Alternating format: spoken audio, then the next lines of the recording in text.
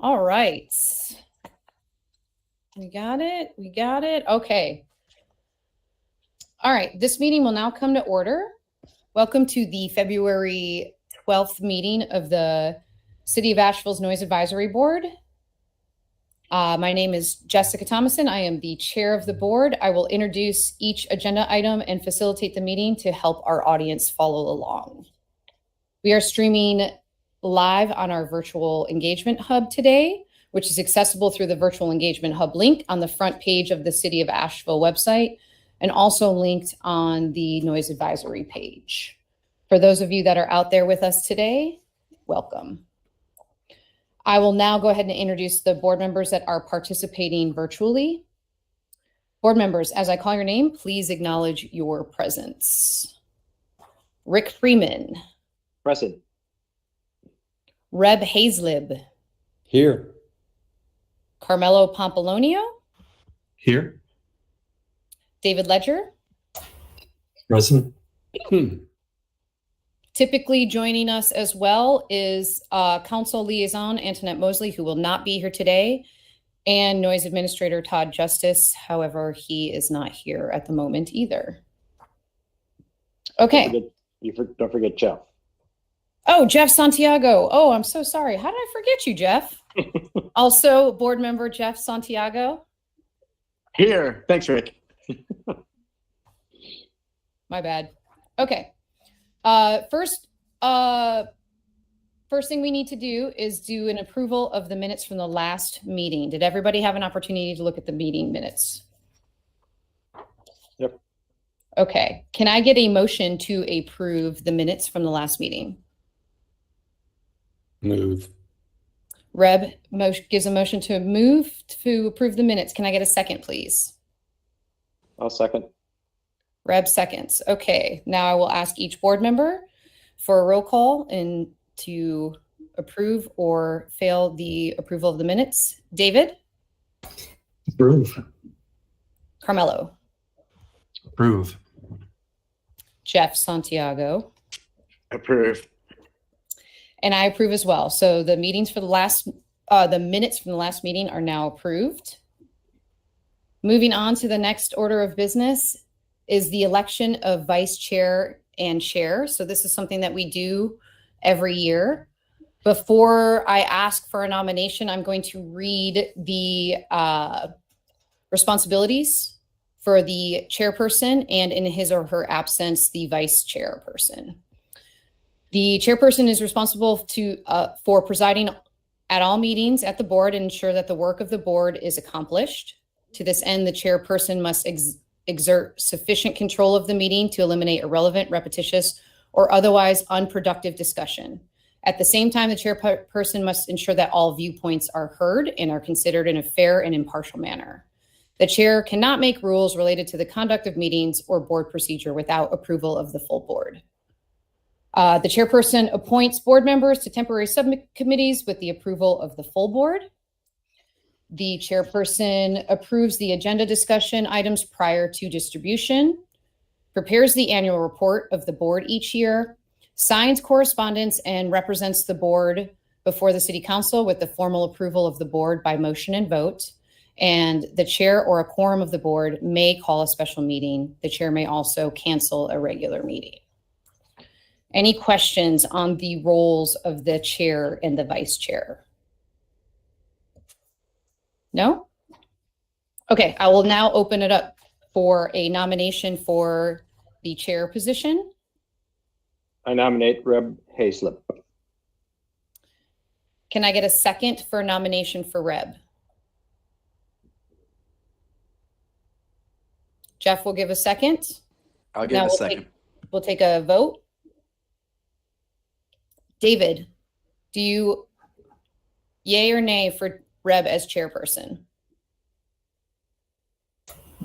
Is anyone else running, or are you stepping down, Jessica? I am happy to step down from the chair position. So. Okay. Yes for Reb. Okay, great. Carmelo? Reb, would you consent to the chair? Yes. Then you have my vote. I also consent. So sounds like it's unanimous. Reb, congratulations. You are now the chair of the Noise Advisory Board. A dubious distinction, thank you. Congratulations. Okay, now I need a nomination for vice chair for Noise Advisory Board. I nominate Jessica. Can I get a second for nomination of vice chair for Second. myself? Reb, you second? A second. Okay, David, can I get a yay or nay from you for nomination for vice chair for myself? Yay. Carmelo? Yay, vice chair. Jeff Santiago? Yay, vice chair. And I will gladly accept that nomination. So, Reb, I am happy to help you in the transition from board member to chair. Okay. All right. We got that out of the way. Next order of business is the noise administrator check-in. Did everybody get a chance to look at the staff report? Hopefully so. There are some things on there. There were some, what's the word I'm looking for? Citations that were given. For Off the Wagon, got 2 citations for music above allowable decibel level in the Central Business District and intentional projection of speakers, which I'm going to guess is probably that truck that they have. And then there was also a construction site that was cited for also working without an after hours permit. So, yeah. And then thank you, Ashley. So just looking at, obviously it's the start of the year. So we're looking at these numbers that we have. I did have a question that I can hold off on because I don't think, so Todd is still not here, just about the ongoing investigation monitoring that's at, they have 21 of those cases that I was going to ask about, but I'll bring that up to Todd after the fact. Any questions or comments on this?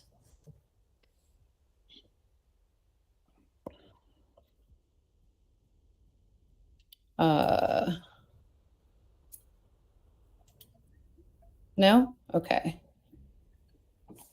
Okay, moving on to old business. The first thing we have is vehicular noise. Reb, you have an update. Vehicular? Yeah. Well, yes, the report I have is relative to an email I received from Chris Cairns, who's the city traffic engineer, and where I had posed the question of if they would have a conversation about posting additional signage on existing signage to warn motorists and others in the downtown area of the noise ordinance and the potential for fines if found in violation. And the response was that they typically, and specifically in this case, choose not to add signage because they don't want to distract motorists from the intent of the main sign. So it was basically, no, we won't put more signs. However, I think Jessica and Rick, I shared this video with you, or the YouTube with you. I went back and looked at what Greenville had done, and I think Knoxville's done it too, but I'd have to double check that. But they did not put signage on existing signage. They actually used those sort of trifold Sandwich boards.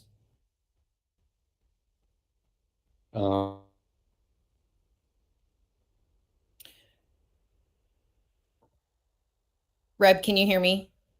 You're kind of freezing up. So what Reb's talking about is with what these other cities have done in the past is had this temporary signage that they've been able to put up in certain intersections. Can you hear me? Okay, just making sure. So you're muted, Rick. So Yeah, anyways, So Reb's the only one who's dead, and I texted him and he hasn't replied, so he must have like lost the world. okay, I'm sure he's coming back. So anyways, oh, there he is.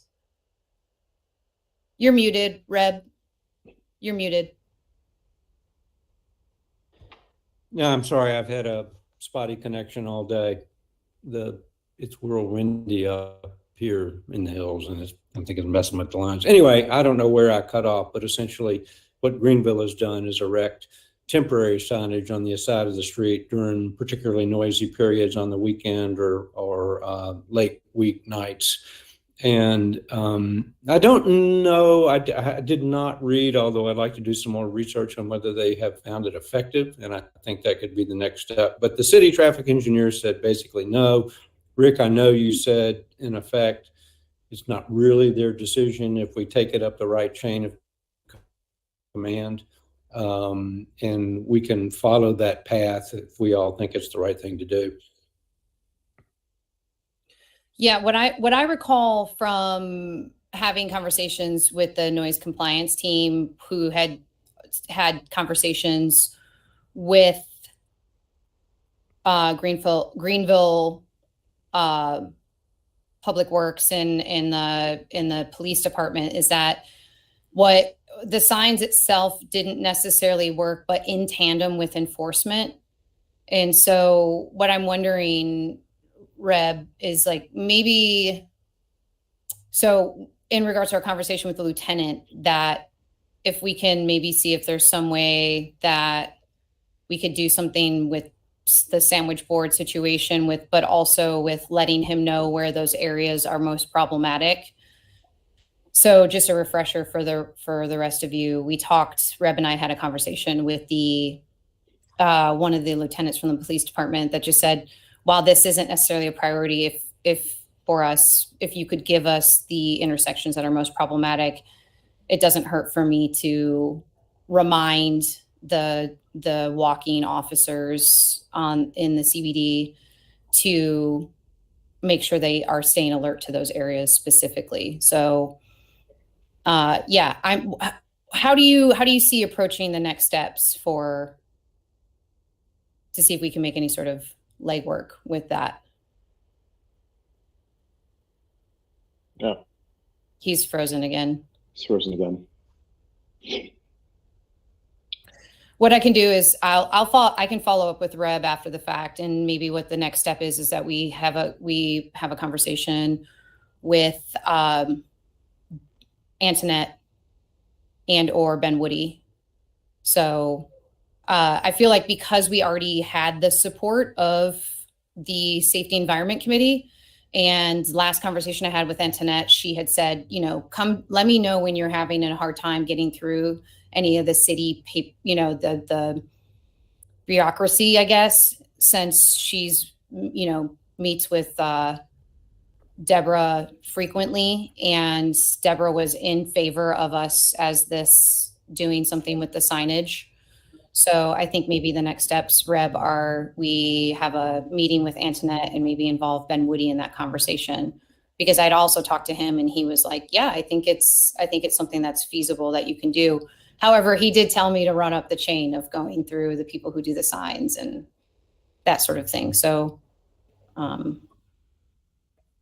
think the only thing I can add to this, my experience with city staff, which is almost always understaffed, is email requests pretty much always get the answer Reb got. If you can get face to face and show them the video with or without Antoinette, I think you'll make more progress, because they got too much work. They don't really want to take on another task. But if you walk them through what's going on, and that, the signs could just be temporary, rather than signs on 100 street posts or something like that, I think maybe that would get you closer without necessarily needing to go over their heads. Just a thought. And Reb, I'll reach out to the MODA group I'm in, the Merchants of Downtown Asheville, today, and I'll just get some confirmation on the intersections that are the most problematic. And maybe if we can follow up with the lieutenant and give him that, then we can say, hey, we've already done this, right? We have APD aware of where these areas are most problematic. We just want to see if getting some signs up as well can be helpful. Because again, I'm also thinking about it from the perspective of if APD is there and they see that sign, right? That power of suggestion for them as well of, oh, yeah, that's right. This is the problematic area, right? And so to be more aware of it for an enforcement side.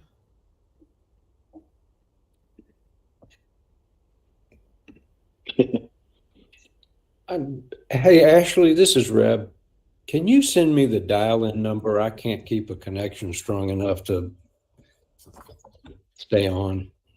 Yes, give me 2 minutes and you should have an email. Okay. Does that sound good? Reb, did you hear that, what I just said? I did not. I was cut out for the last several minutes. Okay.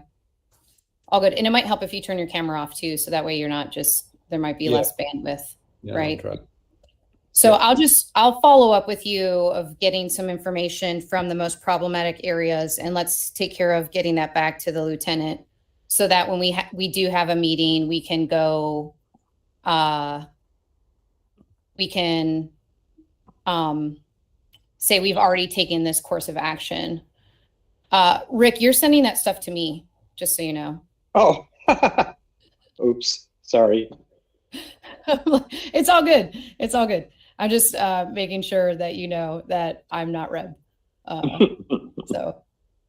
Oh. Yeah. I don't know. I may have missed this, Jessica, but the one thing we did tell the lieutenant we would do is create an information sheet. Basically, here's the noise areas, here are the types of noise we're looking for. Yep. Here are potential fines, so that the lieutenant could educate his officers as to what the problems are. Yep. And that's exactly what I just said is like, let's you and I, let's work on getting that information to him. I'm happy to help spearhead that. Okay. Right. Yep. Okay, great. Any questions or comments on that from the rest of the board before we move on? Okay. Just quick comment, observation from driving through Lake Lower last summer. Near the beach area, they have some large signage. It might be a slow zone, like 25-mile-an-hour zone, but it's really clear, easy to read. It's a noise ordinance. There's some finer print there, but on their website, on the town website, they also have a detailed noise ordinance and levels. And if we want maybe something closer to home, it just seemed like a nice example. That's great. That's great, David. Thank you for sharing that, because that's having anything frame of reference that's close by is definitely something worth looking at.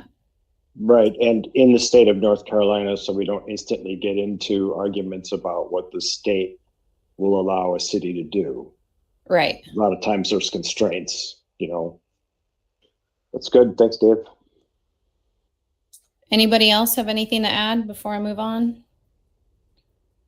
Okay. So decibel working group research. So this is something that we all talked about doing after the last meeting, which was to do some research on DBA versus DBC. We talked about looking at if there's other cities that we could reference that are using DBC and or DBC, DBA together in their noise ordinance.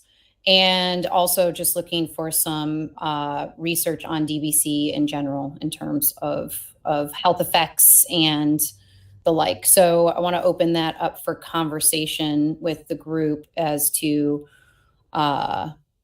any sort of research that folks have done.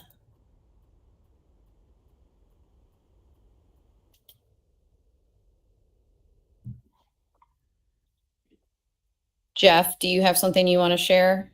Okay. You're going to have to unmute. Yeah, sorry, I was looking for the document I had. Okay. I sent, Ashley, I don't know if you have access to that document. I do. I'm Um, going to try to share it. It just opened up in my gallery, so I'm not sure if that will share the same way. And if not, I'll do it through my drive. Give me 1 minute. I'm going to try to pull it up for you guys. Sure, but I'll talk about it a little bit. I've found a number of different cities that were using DBC, and I found one city in particular that was using both. So they set levels for both, and I'm going to pull the document up for myself so I can see it. Oh, here we go. Cool. So on the very left, I just have Asheville's levels, and there it's just as reference. You can't see the top of it. Ashley, were you able to scroll there? There we go. Okay, there you Oh, go. great. So there you can kind of see different cities and how they're using it. Albuquerque had something to do with both levels, but it was really hard for me to determine the way it's printed out, how they use them in a combined effort. I think the city that had it most clearly laid out was Brighton, Michigan, where they just set levels on both DBA and DBC through certain time ranges and certain districts. So one thing to note that I wrote on the bottom of this was that cities separate districts differently, whether it be residential, commercial, industrial, entertainment, multi-use. So I kind of just went with a more residential, which are the top readings, versus things that we call CBD here as a more of a commercial district. And I kind of left industrial out of it because we don't have too many straight up industrial areas here. So you'll see different levels of that in different cities and how they set those DB levels. But also, if you look at the chart below, there are cities who use DBC and then a level based on an increase from ambient, whatever that distinction would be for a particular city. So it really didn't get into, or at least I couldn't find how those particular cities would break that up into districts. But those were their basic levels and their basic ordinance on those. It's pretty interesting to see. As I look, it's still clear that most cities use DBA for their readings and their noise ordinances. Like some of these are a little more recent, and some of these changes were a bit more recent in the last couple of years. So it'll be interesting to see if that's a pattern or a change evolving towards the future of using DBC versus DBA or in conjunction with. It's hard to see, but I couldn't find that many cities off the top doing it. And if anyone has any questions about this, let me know. So just Brighton and Clive are using DBA and DBC as well. That I could find that they were using them jointly. Okay. So the other cities that just have DBC are just using DBC. They don't use DBA at all in those other cities? I could not find anything that stated anything about DBA in those. So I just found, which is kind of weird, but that is what it is. Now mind you, these ordinances are deep, and some of the stuff was buried. So it took some time and just to get some of this stuff. So, there could be more search. If you found something interesting in a particular city, we can go, let's dive deeper into that particular city. If we found interest in that. Yeah, I had a hard time finding this information, right? That wasn't, I was hoping that there would be some sort of, I thought for sure there would be easier, more accessible information of like DBA versus DBC and or doing both, right? I was surprised at how inaccessible that information is, because it's got to be out there. It's got to be, right? It's just what I found was, when you're researching it, you'll find people talking about the science between DBA and DBC, but not finding it in ordinances and how people are actually using it in this capacity. So that was a little complicated to find that. So it was interesting to find Brighton and Clyde where they had both in use. But yeah, I had to do some digging in some ordinances, which some are laid out really nicely and some are just, you have to really read through them. I'm surprised. I'm surprised Brighton, Michigan's is as high as it is. Yeah, I found that interesting too. So you'll see the differences between Brighton and Clive. They're definitely significant. Yeah, and then across the board, it was pretty high, and their industrial one was even higher. Wow. On both accounts, and I think the industrial level was set for no matter what time of day. Oh, And I think- wow. yeah, and I think that was at 90 or even 95. I can't remember. The DBC.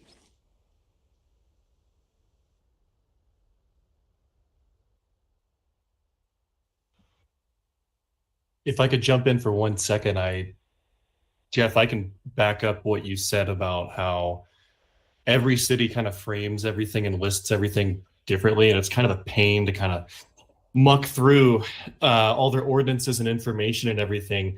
From what I was able to gather, which really just does not differ from yours, I made a list. You made a really nice chart. I appreciate that. I'm more sloppy in my thinking. I just made a list. Actually, I sent that to you like super before this meeting. You probably didn't have enough time to even see it, but I have it in front of me now, just a few cities. Charlotte actually does mostly use DBA for everything. It's just they have a weird way. Their noise ordinance is like this online PDF, and you can't do a like Command F search through it for some reason. And then some cities don't even reference or say DBA versus DBC. They say C weighted or A weighted. So Googling it and going through is kind of another thing. Many cities actually have like a parentheses. So it'll be DB parentheses A or things like that just make the searching for it hard. But for Charlotte, from what I could gather, they haven't really updated their noise ordinance since 2019. And currently it's all DBA, except for outdoor amplification and music at commercial establishments. That's what I could find on theirs. I can drop the link or share it, or maybe this is better for another time when I have it more prepared to share with the group. But I'm just curious of how that factors in, dovetails, possibly. I was going to say differs from what you have for Charlotte. David, the DBC 85, that's what I have, Sunday through Thursday, 8 to 9, for outdoor amplification and music at commercial establishments. And other than that, they were just using DBA, which seems to be the common theme. And also, like Jessica pointed out, Brighton has a DBC limit in that one category, 7 a.m. to 10 p.m. for 90. One of the things that I was trying to do in my list is also put the city populations there as well, because like geographic location, industries in the area, size, all kind of factor in, of course, to how this is. So I was trying to include their populations as kind of a reference point for Asheville's population as well. So obviously Charlotte pretty much dwarfs Asheville in size, but yeah, they're 85 dBc when they do measure in dBc, which is for amplification and music. But the punchline being, it seems far and few cities will even reference dBc, and they just kind of couch everything within dBA as a standard, which is an interesting thing. So I'm sure that we can kind of trudge through more data from more cities and add more reference points in here, but it is kind of a hard to find cities that I didn't find a single city that based everything on DBC. It was all using DBA as the main, and then DBC is kind of like an extra reference point for music or construction, basically, was the trend, at least for me. But I'll share this with the group, of course. So since I sort of started this, first of all, thank you both of you, for doing this work. It seems like we should just take some thought time, and maybe with the retreat coming up, that would be a great time to have consumed this and make up some next steps if appropriate. What I remember from all of our early ordinance work is that some of these ordinances are 25 and 30 years old. And you can imagine that 25 and 30 years ago, what people worried about were a lot different than what people worry about today.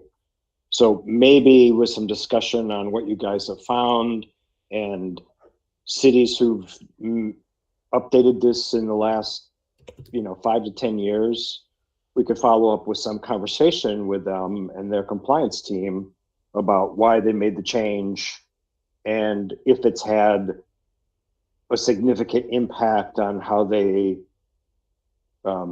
cite and what the outcome of that has been, because if they made all these changes and then never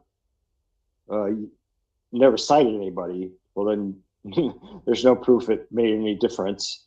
If they made the changes lower than what they currently have and then started writing citations against everybody and there was an uproar and they changed. So it seems like we could narrow this down to a couple, if we'd all sort of study this in a little bit more detail, that we could follow up with them. That if they're willing to talk, that'll be yet another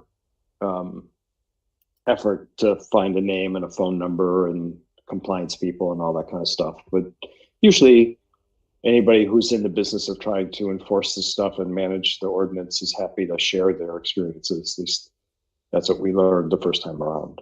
So, Yeah. And Dave, I think you were going to do some primary research on DBC and how human beings feel it, or something along those lines. Did you get anything done along the way? Not yet. I looked for the paper I mentioned last time. I couldn't find it, but I'm going to keep looking. Yeah, it's still on my to-do list. Okay. But, yeah. I found I didn't do any between the time we talked about this and now. I don't have to go back through my Google history to try to figure out what I Googled, but I found numerous studies, not necessarily in the context of a noise ordinance, more in the context of whether DBC would be a distraction to learning or working. So you might think of it more that way. Just those are probably industrial. Those are probably sponsored. They look like they were sponsored by, some kind of business consortium that were worried about the performance of their employees in a setting where there was, a fair amount of ongoing DBC and whether it, made them less effective in their job and all that kind of thing. So it might be apples and oranges. I don't know. But it seemed to me, from what I recall, there was some finding of lack of concentration or poor performance on complex things. And it was all sort of an implication of how it made the brain not work as effectively as it otherwise would. I don't remember what the levels were. My instinct was that they were lower than what we had measured during that sequence of times we all went out and measured stuff. So maybe I'll have some time. If I find any links, I'll share them with you, Dave, and we could get those out to people before the retreat and chat it through and see if we've got a next step. Okay, sounds good. Anybody have anything else to share when it comes to DBC, DBA research? Okay, well, it's a good segue too into our next conversation, which is scheduling a retreat. So we talked about scheduling something where we can use the the space where the noise compliance team is, the in that building. So I wanted to open it up for a conversation to see when people would be available. And typically the last one we did, if you all can help me remember that we're there, I think we had 3 hours set aside. Is that right? That sounds about right. Yeah. With lunch in the middle or lunch before or after, something like that. Yeah. So what's everyone's schedule look like? Let's say within the next 30 days. Is there a day of the week that absolutely works for everyone or doesn't work for everyone? So for me, I probably have the most flexible schedule. In general, midday, any day. So Mondays being the exception where I have ongoing homelessness related meetings that go till noon. But noon to 3 is typically open for me almost all the time. And as long as I see it's coming, I won't schedule a golf game on top of it. All right. Jessica, this is Reb. I'm out March 10th through 21st. Okay. Gotcha. What if I proposed I'm going to propose February 28th, 29th, or March 1st, which is a Wednesday, Thursday, Friday. Can I start? Yes, you can start. Without beleaguering the point, due to some unforeseen circumstances, I will be moving to New York in March. And, Jessica, like I briefed you on this before the meeting, but due to work situations for both myself and my girlfriend here in Asheville, I will have to move to New York probably the 1st of March. We just got approved for an apartment and it's set. I did not foresee any of this happening when I reapplied for my board position here. So it's kind of a bittersweet situation. And I want to say this could very well be my last meeting here, unfortunately. And I'm sorry for any inconvenience that might bring upon the team and everything. But I'll put that out there because it's also saying I won't be able to attend this retreat, unfortunately. I'll also make a call to friends, acquaintances, colleagues in Asheville, to help hopefully boost the number of applications that come in to, replace my position if that's, helpful. That is helpful. Thank you. And also with that information now, do we move this retreat to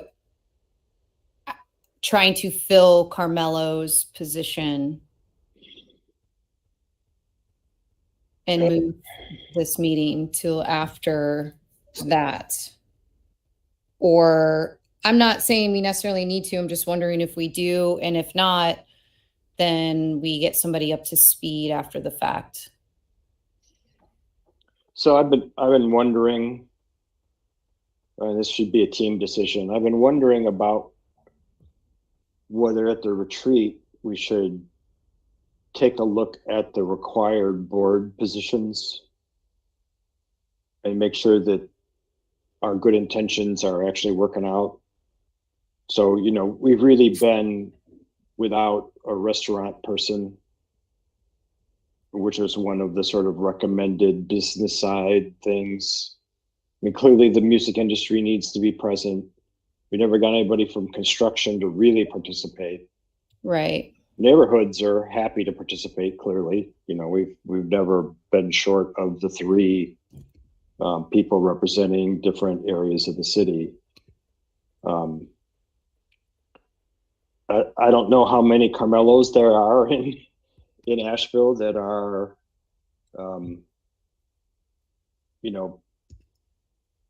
audio engineers, let's say, not employed by the music industry, because that would be sort of a conflict of interest, right? Because the whole dream of the audio engineer was just a pure science guy or girl who knew how the stuff worked and could decipher the kind of things that we run into, So anyway, maybe that would lead the 5 of us who would be remaining, or 1, 2, 3, 4, 5, to just noodle this out and see if we're getting the right applicants. And I guess we'd have to actually go back for an ordinance change if we wanted to recruit differently. Just thoughts to throw into the pot, since we're down 1 and about to be down 2. I think we should move forward with the retreat. It could take a while to Yeah, fill the you're right. vacant positions. And Carmelo, I would just say your charm and intelligence will be greatly missed. Agreed. It's the most flattering thing that's been said to me during my whole time here. Thank you. Agreed, Carmelo. Yeah. And I will say, I do think that there is a need for another Carmelo on this board. And I know that there are people, I would say, I wouldn't say that Carmelo's not in the music industry though, Rick. So I think that there's a number of other people who are industry adjacent like he is, that could fulfill that role, that are just, they may work for speaker companies. That's not, you know what I mean? They're not in the business of being with the venue, but they're in the business of like creating sound systems. In fact, I think somebody like that would actually be great for this board, that really could speak to that sort of thing, right? Yeah, and sound mitigation too. Yeah, and that's exactly what I mean, right? Yeah. So if we had somebody from like D&B Audio, which is a speaker company that has a massive speaker company, right? That if we had somebody from there that, could speak to that, all of those things, because they're in the business of creating sound systems and creating sound mitigation, right? Would be somebody that I would think would be ideal. And then to Reb's point, I think, I do feel like we should move forward with doing the retreat and just have a conversation about that. Jeff, you have your hand up. You're muted. I just wanted to agree on three counts, and that's 1. Carmelo, thank you. You were a great attribute to this team, and we appreciate your service. And I do agree with Reb. We should keep going. There's stuff that's in motion already that I think we can continue to discuss and figure out what we need to do next to fill out the team to help us with that work. And what you were saying about someone like in D&B, I think that'd be someone qualified, again, adjacent, who knows a lot about how this stuff works. So that's my input. Great, thank you. All right, so moving forward with the retreat then. So if I were to propose Wednesday, February 28th, Thursday, February 29th, or Friday, March 1st at noon for a 3-hour meeting, can I hear from each one of you what would work best for you? Any of the above. Gotcha. That Wednesday the best, but I'll make the others work if that's what it comes down to. Okay. Dave, what about you? Typically Fridays are most flexible for me. Or a second would be Wednesday. Okay. Reb? Wednesday or Friday. Okay. Jeff, could you make that Friday work, or is that going to be, do you have a show on that day? It's either going to be Wednesday or Friday, it looks like, so.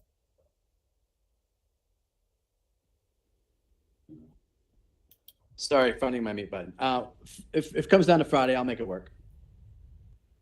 Okay. Yeah, I'll make it work. Dave, if we go with Wednesday, will you be okay with Wednesday?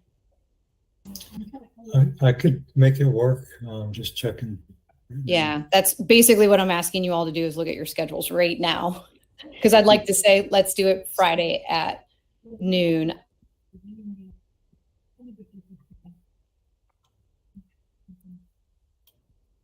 I could do that.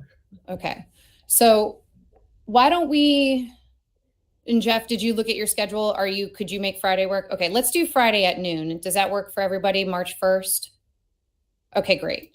So put that down. I will, the last thing to confirm is that we can use that space. So Ashley, is that something that I can do through you, or do I need to do that through Todd? I'll actually have to do research on this. I wasn't here for last year's annual retreat, and I'm not familiar with the process, so I'll find out and let you know as soon as possible. Okay, great. And so that time would be Friday, March 1st at noon. Okay. Jessica, this is Reb. Yeah. Will you remain, when does the chair transition take place? I'm pretty sure it'll be our next meeting, which will be on March 11th. If you are not going to be in town, then what happens is that I'll step in as the vice chair and run the meeting. So you will run the retreat? Oh, no, that is a good question. No, I think you actually take it over, Reb. Okay. Yeah, sorry. I was thinking mainly of the meetings. I wasn't thinking, I thought you were asking in regards to that you had said that you would be gone from March 10th through 21st or whatever it was. So I thought that's what you were going to ask. So no, I will gladly relinquish the role of running the board retreat to you and be there as your vice chair for support. Okay, well, this might require a conversation or two. Okay, no worries. I got you. I'm like I said, I want to set you up for success with this. So whatever you need, I got you. Okay. Any other questions on the retreat? We can get together and send out an agenda beforehand and just make sure that we're prepared with bringing having a further conversation about this decibel level conversation and research and whatever else that we want to talk about. So essentially we'll be talking about what are the other things that we want to focus on for this year too. Okay. All right, new business. The only thing that we have is to have a discussion about indoor music venue decibel levels. And I'm going to turn this over to Rick for that. So maybe this is just a setup for the retreat, but since Carmelo is here, he might offer some insight to this. We've had two recent big complaints, big in terms of complaining again and again and begging for help, where the music source is an indoor venue, and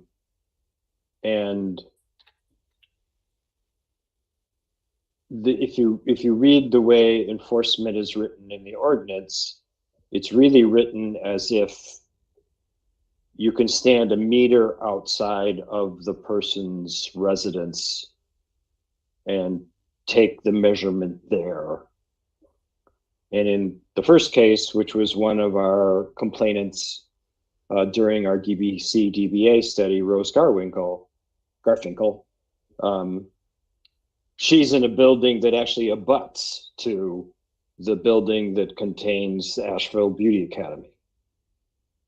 So arguably, standing outside somewhere to take a measurement is not really reflective of whatever complaint there actually is. And then the next one was the guy who is near the Havana place, and it's his upper story Airbnbs where he was getting bad reviews because the noise was so loud. And I remember all the work we did on the ordinance, and we were really so focused on outdoor venues, specifically Highland Brewing at the time, because one of the people who had really escalated this to the city and to CAN was furious with the noise that was raining into her backyard from them. And so I just thought we should take the time, and I wanted Todd to be here, but he didn't make it, to really talk through two things. One, what's the appropriate place? How do you determine whether an indoor venue is in violation or not in violation?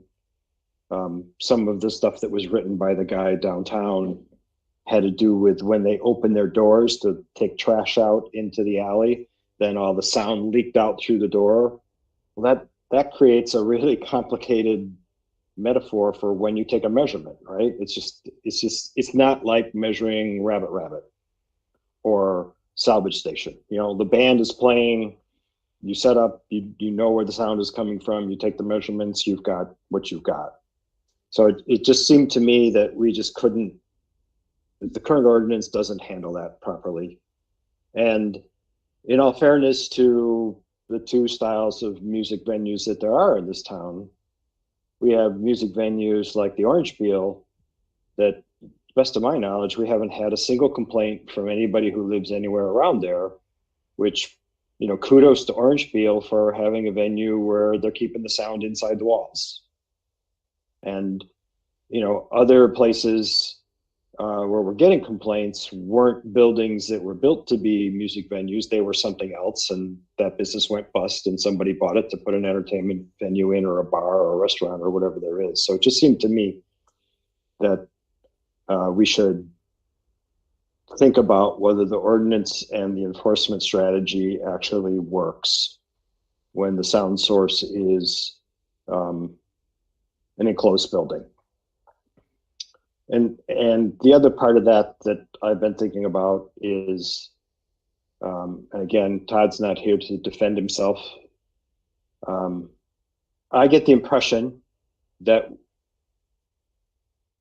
our limited enforcement resources literally never go to a complainant site at the time the complaint is made, if it's an off hours complaint.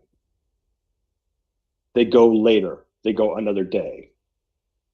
And when it comes to complaints against music venues, well, to be a successful music venue, they advertise when they're in business and what the bands are going to be and all that sort of stuff. So what's really the right enforcement strategy for something that's predictable? I mean, we learned through doing our little research project that there were only certain nights that was worthwhile to go anywhere to measure Salvage Station or Rabbit or you know, those places. So if people are complaining and they never get an enforcement action on the spot with the appropriate measurement devices, then what is the right enforcement strategy to that? What's the right number of measurements to take over what period of time to be confident as a noise ordinance that that particular source is okay all the time? And that just seems like that needs conversation as well. You know, when we wrote this, that was way before the pandemic, and it was before George Floyd. And we had lots of discussion about how we need the police to do their part in the off hours. Otherwise, nobody ever gets to the source of the noise complaint while the noise source is still active, or is, you know, producing the same noise that was causing the complaint in the first place. And it just seemed to me we should take a moment and discuss that, and whether this is just a good setup for another agenda item. And I think that's probably what it is, because without our enforcement professional to be here to, you know, refute what I'm saying, that maybe they are getting to 10 p.m. complaints at 10:15. I'm not of the impression that they actually are. I'm done.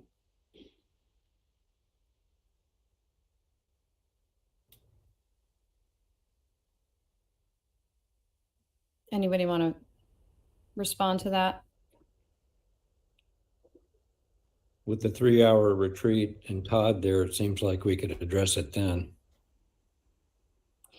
Yeah, what I'll say is, you know, Rick's right in terms of the fact of enforcement is definitely a thing. We've talked about this a number of times with Todd, and it's a, you know, again, we're dealing with the city. It's a budget constraint and concern, but the fact that there are, you know, if there was a way for the noise compliance team to have somebody, especially during like peak seasons and things like that, peak tourist seasons, to have somebody scheduled for Friday and Saturday nights, for instance, you know, even if it was like twice a month or that sort of thing, I think that would be more conducive to actually hitting things up, you know, getting some of these things considered in real time, you know, when it comes to noise complaints. I know that they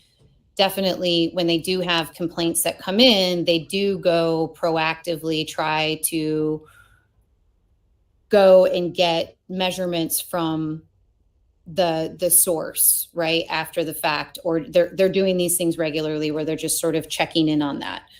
But it's as long as there's nobody scheduled to be overnight on busy occasions, then it's always going to go to APD, and that's always going to be an issue, right? At least for the ones that they can respond to, because they can't respond to everything. They can't respond to domestic disputes and things like that. But when it comes to businesses and things like that, then that is something that they can respond to. So I think it is something to bring up in the retreat.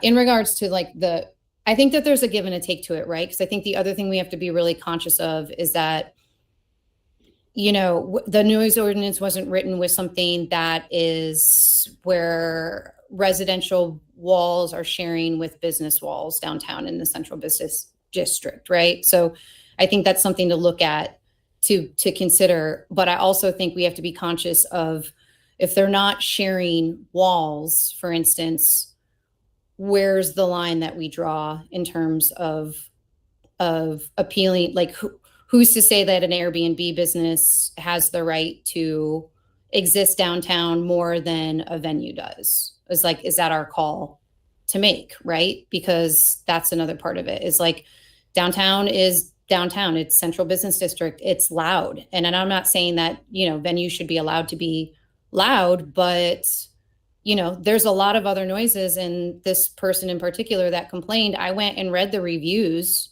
on their Airbnb. I read their Airbnb. There's nothing that says, it talks about how lively downtown is, but it doesn't talk about how loud it is. So I don't know if that's something that's different when you book. They're like, hey, heads up.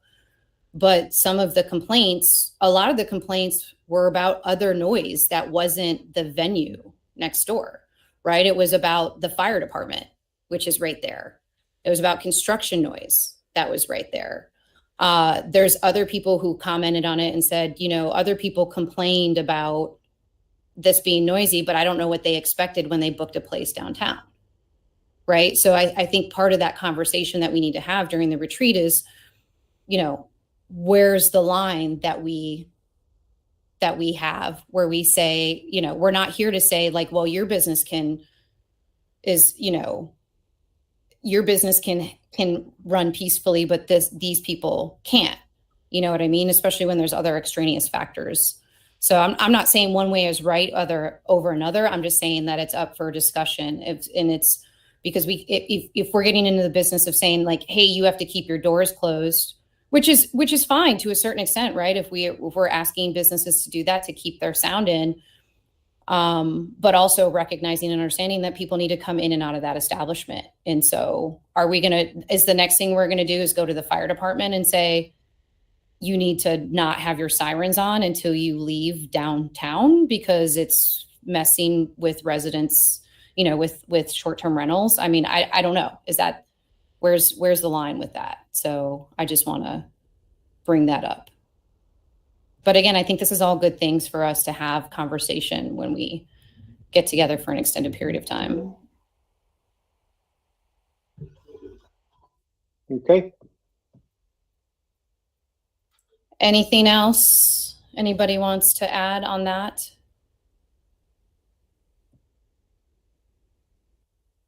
Okay, we're going to ask Ashley, is there anybody that is on the line for public comment? Actually, for the first time since I've done these meetings, there is apparently a caller on the line in the queue. So I will give them 3 minutes to speak, starting now.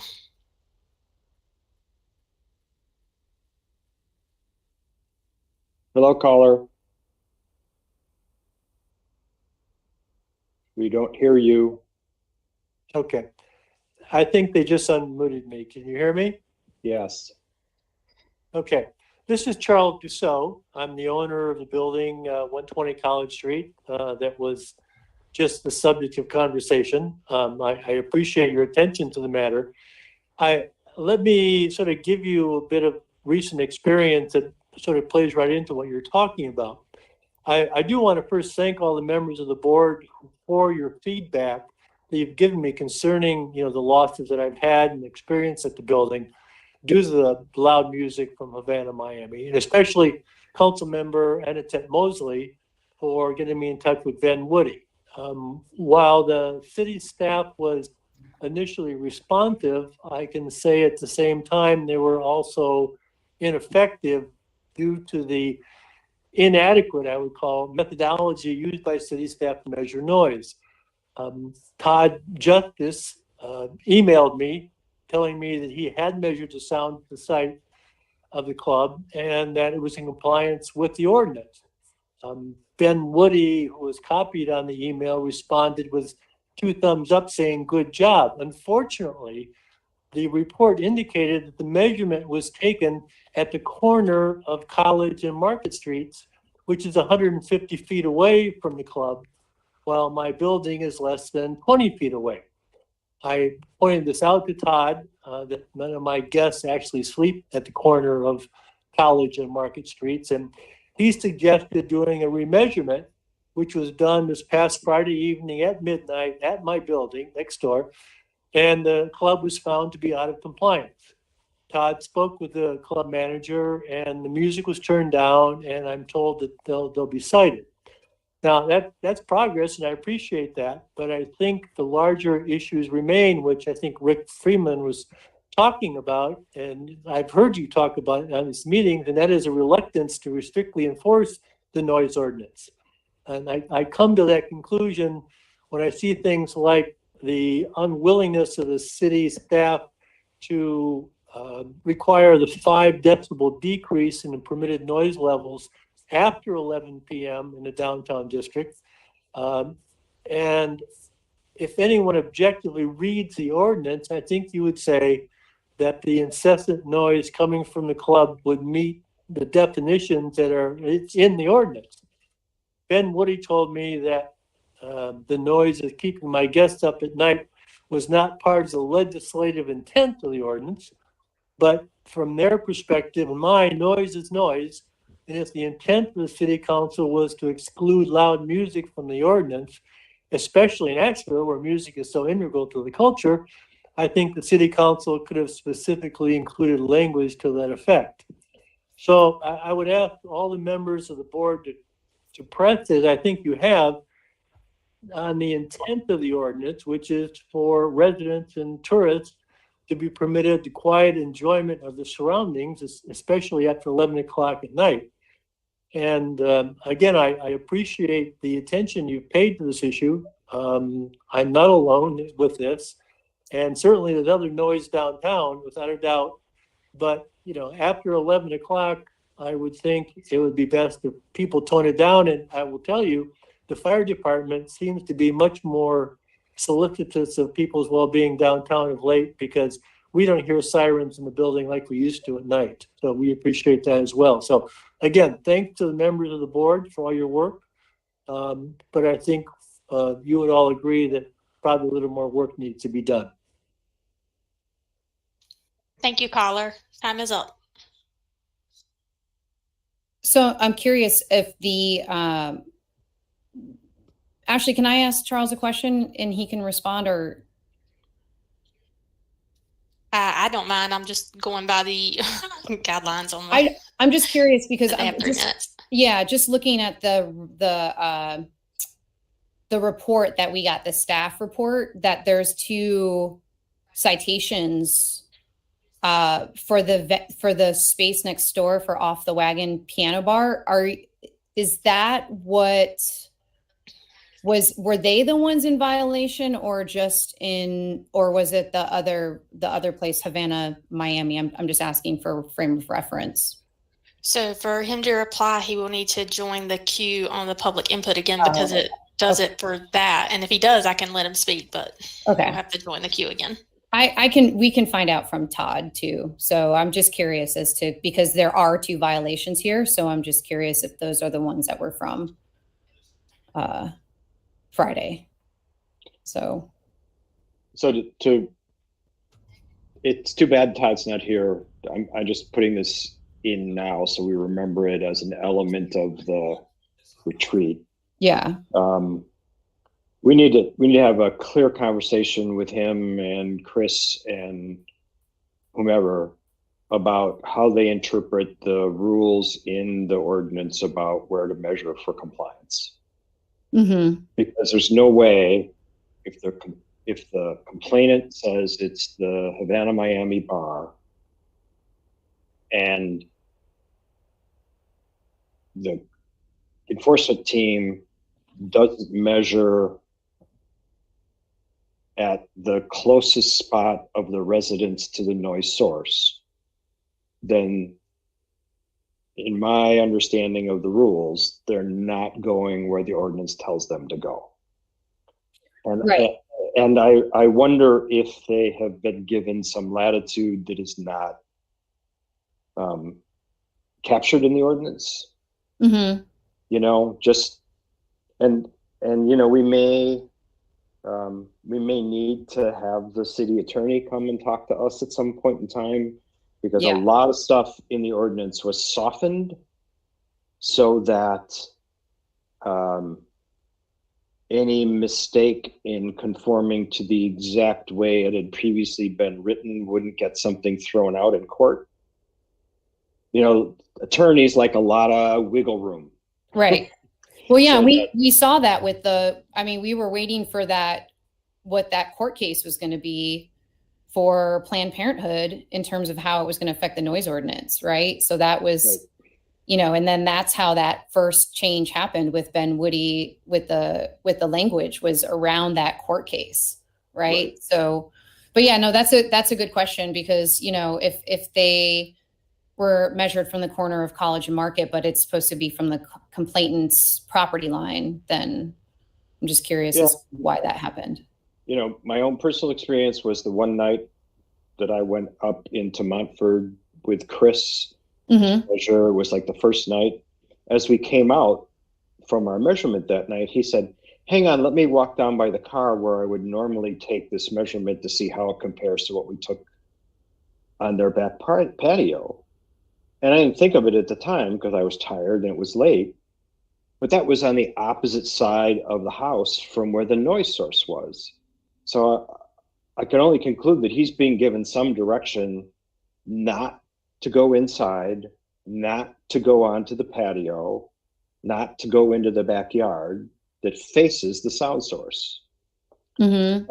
And we just need to sit down with Todd and find out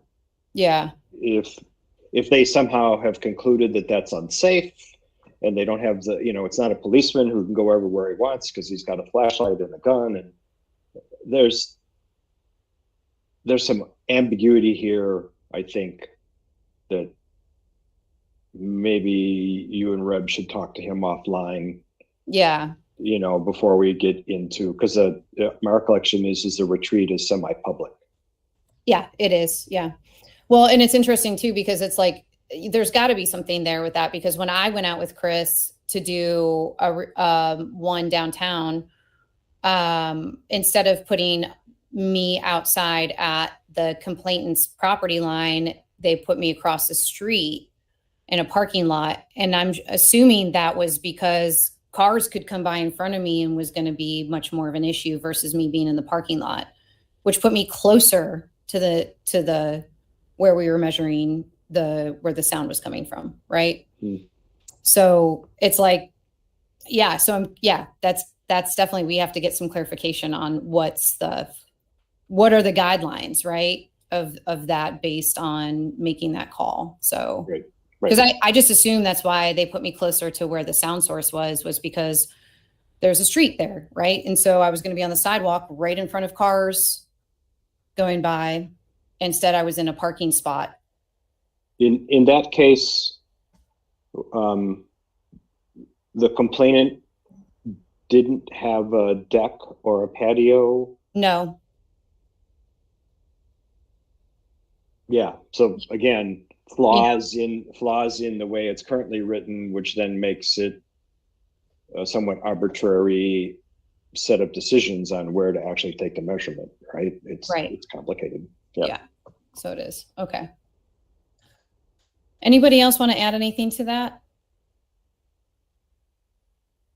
I mean, this is the part of this is, we all knew this sort of going into this, and as we've been involved, is that these things are not there's a lot of gray area. Things are definitely not cut and dry when it comes to us, when it comes to noise and how sound travels and where we, all of that. So, but yeah, so that's why we end up having to have a retreat and have these long conversations and look at all these different things. So, well, I look forward to that, and I appreciate everybody's time and input on all of these things as we continue to try to hone the noise ordinance in and make it work for as many people as possible. Any other questions, comments, or anything else before we adjourn? I guess if Havana was approached and said you're out of ordinance and they did lower their volume, I guess for you guys it would be in your best interest. Sorry, I'm not trying to just throw things at you guys, but since I'm on my way out, I have to word it like that, to keep tabs on how effective that is. And maybe this is a situation where once they were officially approached by the city, that it won't be a repeat issue anymore. And maybe this could either be resolved at the best, mitigated, medium. But yeah, I'm curious how this will, continue going forward. It could be resolved if the measurements were just taken Friday, and I think from what I understand, that was the day that Havana Miami was approached and asked to lower their volume and everything. We'll be hearing about this and how it affects again. Yeah. Yeah, and like I said, there's I'm gonna pull it up and see just what there is in terms of this information available. Because this is public information, right? So, and see the report. Jeff, go ahead. Well, just to jump on that, I was just wondering if had Havana been asked prior to. I mean, we want to encourage neighbor to neighbor, resident to commercial, commercial to resident. We want to encourage that everyone be able to have this dialogue initially before we bring it into these, where if no one responds, then obviously then that should come to us and we should be able to try to help them as best we can. And same thing with city staffers. So I'm just curious about that in this particular instance. Yeah, and that's good information. And again, Charles, if you're still listening, and if you could, you've been good about sending us messages. So if you could let us know in terms of your correspondence with the club, right? Because again, we are here to help, but also we, as Jeff said, we do try to encourage neighbor to neighbor in terms of having those conversations.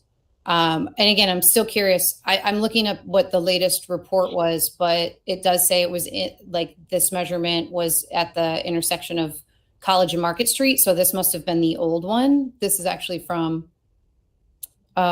field work date 2/2. So no, that would have been the Friday before. So you're saying, Charles said that they came out on Friday 2/9, and there is I believe there is there is one report from 2:10 that they took at 12:05 a.m. However, it is not available yet. So that must be the second one where they're in violation. So hopefully we will have that information soon, and we can take a look at that.